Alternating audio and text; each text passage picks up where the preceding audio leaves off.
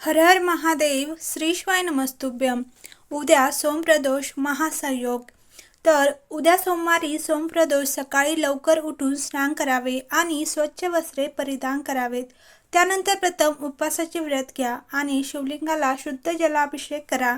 जलाभिषेक हा भगवान शिवांची पूजा करण्याचा सर्वात सोपा आणि सर्वाधिक प्रचलित विधी आहे. भगवान शिवांचा शुद्ध पाण्याने अभिषेक केल्याने जीवनात शांती येते. सर्व ग्रहांच्या अनुकूलतेसाठी हे शुभ मानले जाते. भगवान शिवांना शुद्ध दुधाचा अभिषेक करणे हे जीवनात चंद्राची अनुकूलता टिकून ठेवण्यासाठी अत्यंत शुभ मानले जाते. असे मानले जाते की ह्यामुळे चंद्राची स्थिती मजबूत होते आणि मानसिक शांती मिळू शकते. ज्योतिषशास्त्रीय परंपरेनुसार हे चंद्राशी संबंधित मानसिक शांती, भावनिक संतुलन आणि सौम्यतेच्या इच्छेशी जोडलेले आहे. जर तुमच्या कुंडलीतील गुरु शुक्र ग्रहाची स्थिती कमजोर असेल आणि तुम्हाला प्रतिकूल परिणामांना सामोरे जावे लागत असेल तर तुम्ही श्रावण महिन्याच्या दुसऱ्या सोमवारी किंवा उद्याच्या सोमवारी भगवान शिवांना मधाने अभिषेक करू शकता. असे केल्याने वाणीत गोडवा, नात्यामध्ये सुसंवाद आणि जीवनात शुभता येते असा विश्वास आहे की. याशिवाय जर तुम्हाला तुमच्या वैवाहिक जीवनात समस्या येत असतील तर ह्या सोमवारी उपवास करा आणि योग्य विधीसह भगवान शिव आणि देवी पार्वतीची पूजा करा. ज्योतिषशास्त्रानुसार काळे तीळ शनीशी संबंधित आहे. जर तुम्हाला तुमच्या जीवनात शनीचे प्रतिकूल परिणाम किंवा छायाग्रहाशी संबंधित अडथळ्यांना सामोरे जावे लागत असेल तर ह्या सोमवारी सोमप्रदोषच्या दिवशी काळ्या तिळांनी अभिषेक करा. असे मानले जाते की शिवलिंगावर काळ्या तिळाची पाने अर्पण केल्याने शनी, राहू आणि केतू यांच्याशी संबंधित अडथळ्यांपासून मुक्ती मिळते आणि जीवनात त्यांच्या अनुकूलता टिकून राहते. भगवान शिवांना उसाच्या रसाचा अभिषेक करा. सोमप्रदोषला शिवलिंगाला उसाचा रस अर्पण करणे अत्यंत शुभ मानले जाते. तसेच शिवपूजेच्या काही पारंपरिक पद्धतींमध्ये उसाच्या रसाचा अभिषेक करण्याच्या प्रथेचा उल्लेख आहे, जी सुख, समृद्धी आणि इच्छापूर्तीच्या धार्मिक भावनेशी संबंधित आहे. म्हणून भगवान शिवांचा अभिषेक पूर्ण भक्तिभावाने केला पाहिजे. तर उद्या सोमवार सोमप्रदोष उपवासासोबत येत आहे. 10 ऑगस्ट रोजी प्रदोष काळात ओम नमः शिवाय ह्या पंचाक्षरी मंत्राचा भक्तिभावाने जप करा. शिवपूजेमध्ये जपाच्या संख्येपेक्षा भक्ती, एकाग्रता अधिक महत्त्वाची आहे. भगवान शिवांना बेलपत्र अत्यंत प्रिय आहे. म्हणून आपल्या पूजेदरम्यान भगवान शिवांना भक्तिभावाने स्वच्छ आणि अखंड बेलपत्र अर्पण करावे. असे केल्याने त्यांचा आशीर्वाद मिळू शकतो. भगवान शिवांच्या पूजेमध्ये बेलपत्राला विशेष महत्त्व आहे. बेलपत्र भगवान शिवांना अत्यंत प्रिय मानले जाते. सोमप्रदोष उपवासाच्या दिवशी 21 स्वच्छ सुस्थितीत असलेले पाने घ्या आणि त्या पानांवर पांढऱ्या आणि पिवळ्या चंदनाने ओम नमः शिवाय लिहा. तुम्ही हे शब्द बेलपत्राच्या झाडाच्या 3 पानांवर स्वतंत्रपणे लिहू शकता. मग ते शिवलिंगाला अत्यंत प्रामाणिक मनाने अर्पण करा. असे करताना ह्या मंत्राचा जप धार्मिक मान्यतेनुसार ह्या कृतीमुळे थांबलेल्या कामात चांगली प्रगती होते आणि सर्व इच्छा पूर्ण होतात. जर तुम्ही काही काळापासून आर्थिक अडचणींचा सामना करत असाल तर तुम्ही ह्या सोमप्रदोष उपवासादरम्यान हे उपाय करून पाहू शकता.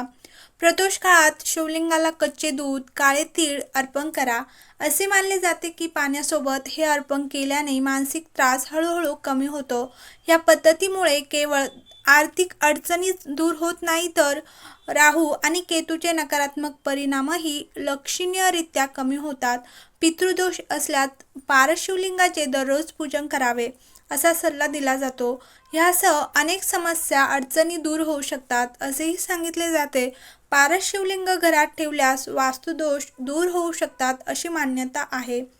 शिवपुराणात पारस शिवलिंगाचे महत्त्व सांगितलेले आहे. मात्र याची स्थापना अतिशय शास्त्रशुद्ध आणि योग्य पद्धतीने करावी असेही सांगितले जाते. पारस शिवलिंगामुळे घराचे संरक्षण होण्यास मदत होते असेही म्हटले जाते. या दिवशी शंकरांना बिल्वपत्र व्हावे. रुद्राभिषेक सुरू असताना मनोमन ओम नमः शिवाय हा जप करत अर्पण केलेले बिल्वदल मनातील निचरा दूर करून सन्मार्गास प्रवृत्त करते असे सांगितले जाते. घरात कलह किंवा इतर समस्या असतील तर त्या दूर करण्यासाठी घराच्या ईशान्य दिशेला रुद्राभिषेक करणे शुभ असते. ईशान्य दिशा समस्त देवी देवतांच्या आगमनाची दिशा मानली जाते, त्यामुळे रुद्राभिषेकही त्याच दिशेला करावा. लघुरुद्र, महारुद्र किंवा अन्य कोणते अनुष्ठान ह्या दिवशी इच्छित फलदायी ठरते. घरातील संकट दूर करण्यासाठी ईशान्य दिशेला शिव पार्वतीचे परिवाराचे चित्र लावावे. भगवान शिव, माता पार्वती, कार्तिकेय आणि गणपती यांचे चित्र लावल्याने घरात शांततेचे वातावरण राहते. कुटुंबातील सदस्यांचे विचार शुद्ध राहतात. भगवान शंकरांचा परिवार आदर्श परिवार मानला जातो. त्यांचा आदर्श डोळ्यासमोर ठेवून जगण्याची प्रेरणा मिळते. घरातील उत्तर पूर्व दिशेला महादेवाचे स्थान मानले गेलेले आहेत. या दिशेला चंदन किंवा सुवासिक चंदनासंदर्भात वस्तू ठेवल्यास उत्तम लाभ होतो. शिवकृपेने घरात सकारात्मक ऊर्जा येऊ शकते असेही सांगितले जाते.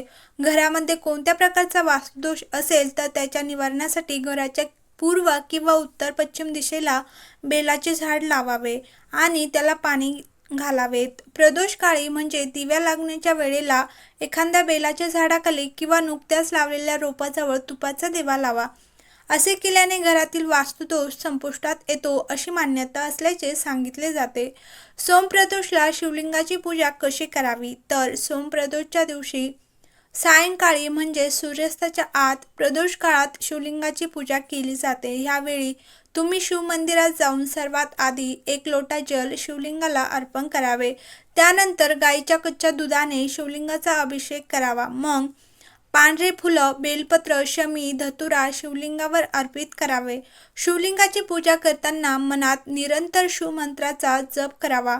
शेवटी कापूर लावून किंवा तुपाच्या दिव्याने महादेवाची आरती करावी. मनोकामना पूर्तीसाठी तुम्ही हे व्रत करत असाल तर महादेवाला आपली इच्छा सांगून वरील वस्तू पिंडीवर मनोभावे वाहाव्यात.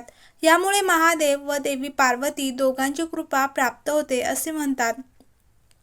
सोमप्रदोष व्रत महत्त्व तर सोमप्रदोष व्रत हे ज्या सोमवारी त्रयोदशी तिथी लागते ह्या दिवशी येतात. हे व्रत भगवान शंकराला अतिशय प्रिय आहे. त्यामुळे जो भक्त हे व्रत करतो त्यावर महादेवांची कायम कृपा राहते अशी मान्यता आहे. असे म्हणतात की प्रदोष काळात महादेव कैलास पर्वतावर नृत्य करतात. त्यावेळी सर्व देवता त्यांची स्तुती करण्यात मग्न होतात. ह्या काळात जो भक्त महादेवाला आपली मनोकामना सांगतो त्या सर्व इच्छा पूर्ण महादेव करतात असे मानले जाते. त्यामुळे सोमप्रदोषच्या दिवशी सायंकाळी मनोकामनापूर्तीसाठी शिवलिंगाची पूजा केली जाते. हर हर महादेव. श्री शिवाय नमस्तुभ्यं. व्हिडिओ आवडला असेल तर लाईक करा आणि कमेंट बॉक्स